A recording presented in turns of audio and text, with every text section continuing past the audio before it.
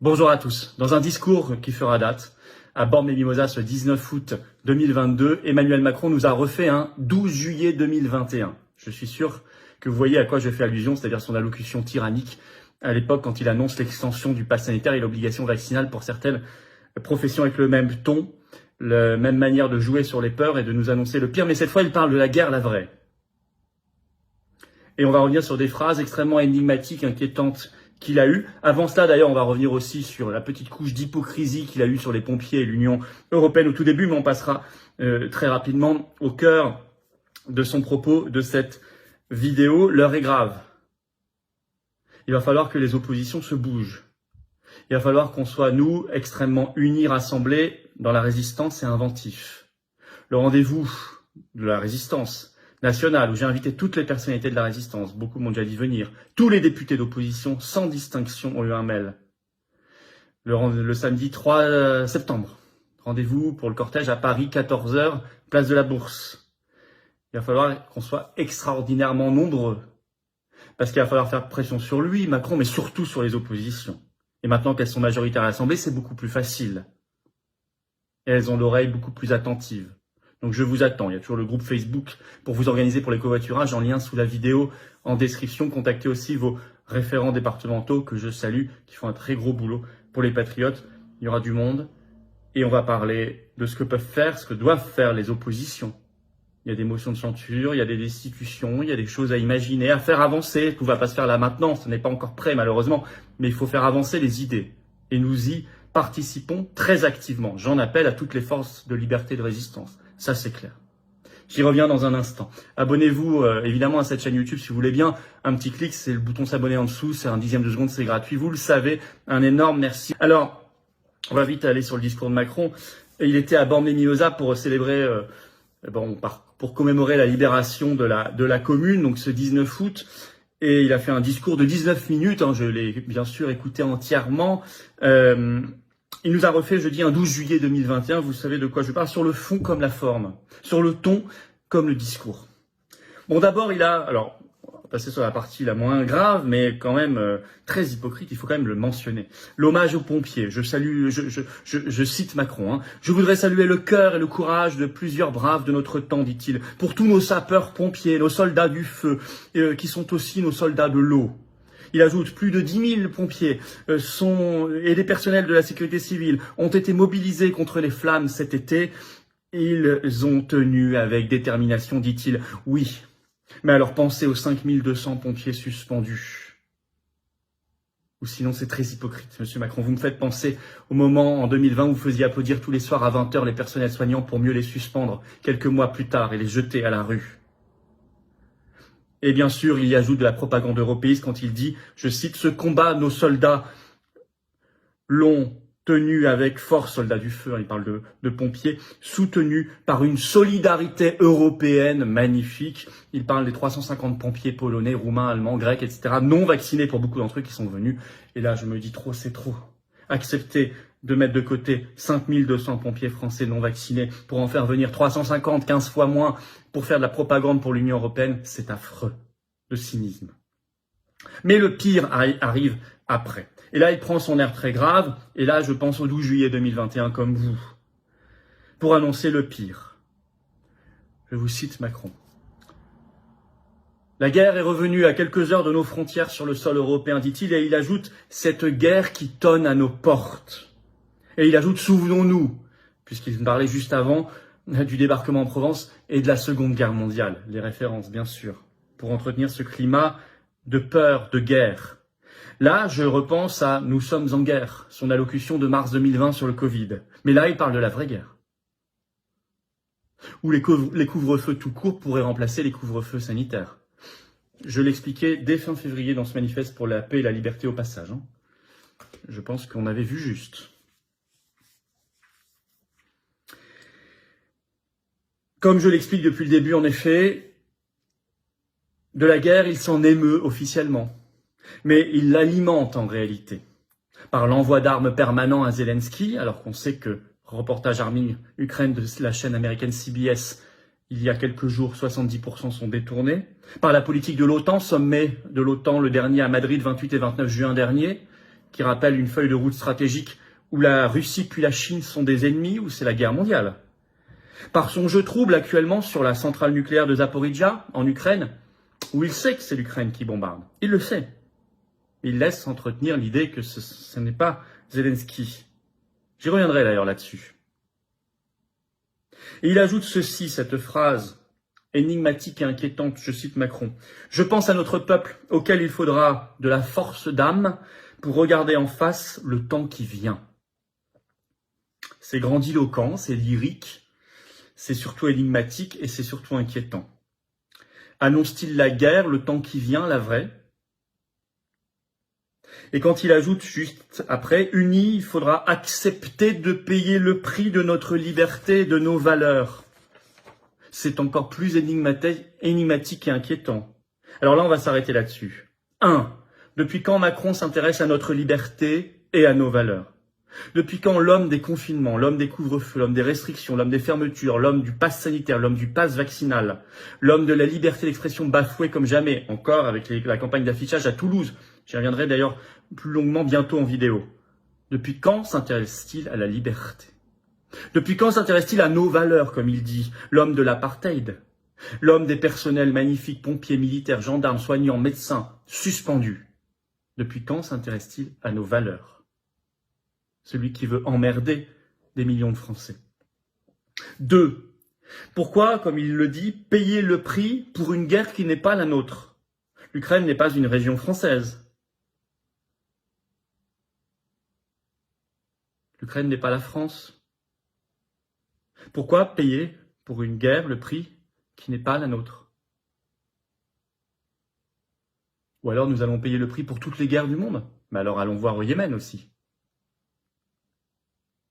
Par exemple, l'Arabie Saoudite qui attaque. Et 3, quel est ce prix? Alors, est-ce qu'il parle du prix au premier sens du terme, un prix réel, un prix financier? Nous serons asphyxiés sous une envolée des tarifs du gaz, de l'électricité, etc., du prix à la pompe.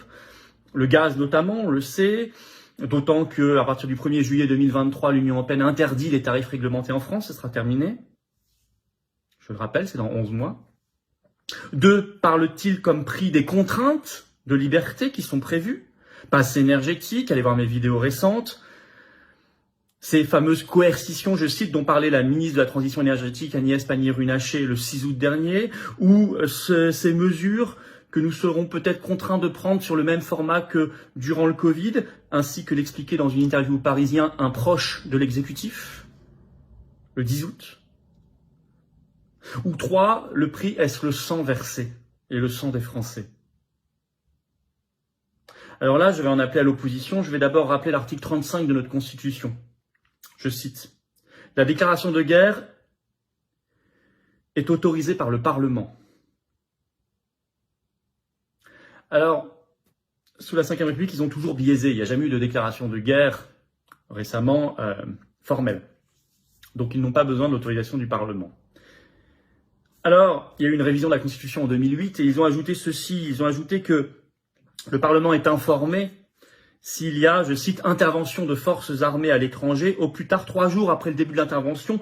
Et cet article ajoute encore, je cite, lorsque la durée de l'intervention excède 4 mois, le gouvernement soumet cette prolongation à l'autorisation, cette fois, du Parlement. Donc si ça n'est pas une déclaration de guerre formelle, il y a l'autorisation au bout de 4 mois, pas avant. Mais avant ça, il y a quand même une information au bout de 3 jours. Au plus tard. Est-ce que les oppositions vont se saisir un peu et enfin de cet article? Est-ce qu'elles comptent se réveiller en général? Parce que, là aussi, Macron semble avoir tout prévu. Nous avons appris le 1er août dernier, et moi je n'ai pas été insensible à cette information parce qu'elle m'a semblé bizarre, que pour la première fois depuis 20 ans, il n'y aurait pas de session parlementaire en septembre en France. Il y a reprise des débats à l'Assemblée nationale et au Sénat le 3 octobre, pas avant. Donc ils sont, les parlementaires, durablement éloignés. Et pas du tout présents en septembre, en vacances. Beaucoup en jouent d'ailleurs, et beaucoup vont passer leur mois de septembre en vacances. Et ça, est-ce que Macron n'a pas préparé son coup? Mais est-ce que les oppositions sont obligées de rentrer dans ce jeu, de l'accepter?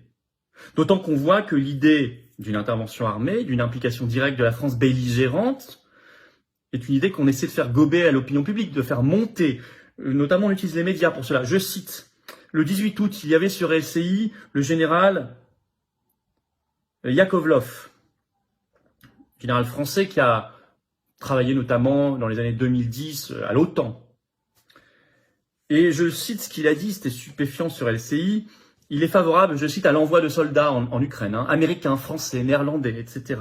Il dit, je cite, c'est le degré suivant de l'aide à l'Ukraine. Le degré suivant de l'aide à l'Ukraine, comme s'il le savait. Et il ajoute, oui, il faut assumer d'être belligérant. Il emploie le terme. Et il ajoute ceci, c'est glaçant, car pour le moment, seule l'Ukraine verse son sang. Mais il veut quoi? Que la France verse son sang? Que de jeunes Français, de jeunes soldats français versent leur sang? Et on doit ajouter à cela quand même le choc qu'essaie manifestement de provoquer Zelensky à la centrale nucléaire de Zaporizhzhia. C'est lui qui attaque. Maintenant, d'ailleurs, plus grand monde n'ose dire que c'est la Russie, parce que ça paraît évident, il y a 500 soldats russes sur place. Et ils sont cette centrale depuis le 4 mars. Ce n'est pas la Russie. Ça a commencé début août. Et d'ailleurs, le 19 août, dans une conversation téléphonique avec Macron, Poutine a parlé, je cite, d'une possible catastrophe de grande ampleur. On le sait par une dépêche de l'AFP, qui pourrait créer, je cite, un danger de catastrophe de grande envergure qui pourrait conduire à la contamination radioactive de vastes territoires, dit-il. Est-ce le choc qu'attend Zelensky, mais derrière lui ses maîtres de l'OTAN, pour précipiter ce conflit, cette entrée en guerre?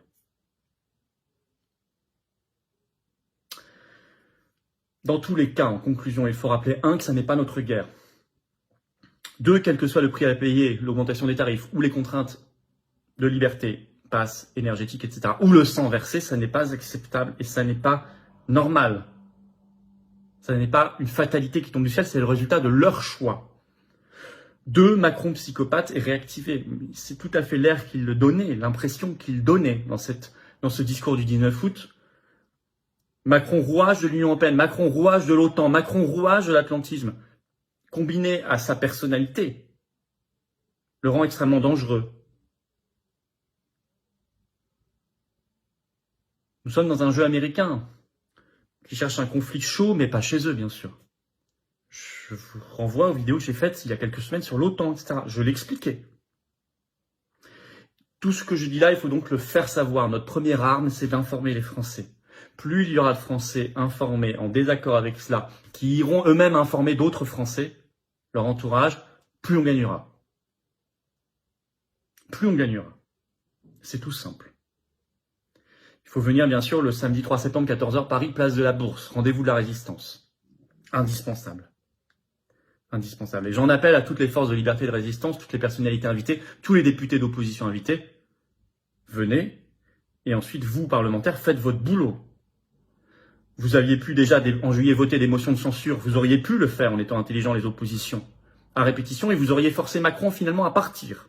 Je l'avais expliqué. Je le redis, c'est toujours valable. Il y a ce fameux article 68 de la Constitution sur la destitution. Il est beaucoup plus envisageable maintenant, depuis le 19 juin 2022, que les oppositions sont majoritaires. Avant, c'était totalement inenvisageable, je l'avais expliqué. Maintenant, c'est un peu plus envisageable. Ne vendons pas non plus du rêve aux gens. Je ne veux pas vous mentir. C'est pas maintenant que les oppositions sont prêtes à le voter. Mais en tout cas, faisons-le rentrer dans les esprits. C'est comme ça qu'on l'aura. Sinon, on ne l'aura jamais. On avance. On avance. Abonnez-vous à cette chaîne YouTube si vous voulez bien. Faites circuler l'information. Un petit clic, s'abonner. C'est très important. Peut-être plus important que jamais de s'abonner. Et c'est gratuit, bien sûr. Et plus vous êtes abonnés, plus ça circule. Merci à vous. Merci à ceux qui se sont abonnés récemment. Merci à ceux qui vont le faire dans les secondes qui viennent. Venez aux Patriotes. Peut-être plus urgent et important que jamais aussi. Venez vous battre à mes côtés, à nos côtés. Soyons ensemble, unis, pour éviter ce futur affreux, pour avoir un beau destin. Pour notre pays, nous et les générations qui viennent. Et notre monde. Voilà. Notre belle France. Notre France éternelle. France libre. Le lien pour adhérer ou reprendre votre adhésion annuelle aux Patriotes, il est sous la vidéo en description et également en commentaire épinglé dans quelques secondes en cliquant directement sur un lien sur votre écran. Sous la vidéo en description, hop, vous passez au deuxième lien, c'est pour faire un don de soutien aux Patriotes. Au-dessus de 500 €, il y a des avantages supplémentaires pour vous, allez les lire sur la page dons des Patriotes, vous verrez. Dans tous les cas, c'est défiscalisé aux 2 tiers pour vous, les dons, les adhésions et les réadhésions. Pensez-y, ça permet de financer les choses, sinon on peut rien faire. On a une force anti-oligarchique. Bravo en tout cas aux réadhérents, aux donateurs. Bienvenue aux nouveaux résistants, aux nouveaux patriotes. Vive la France.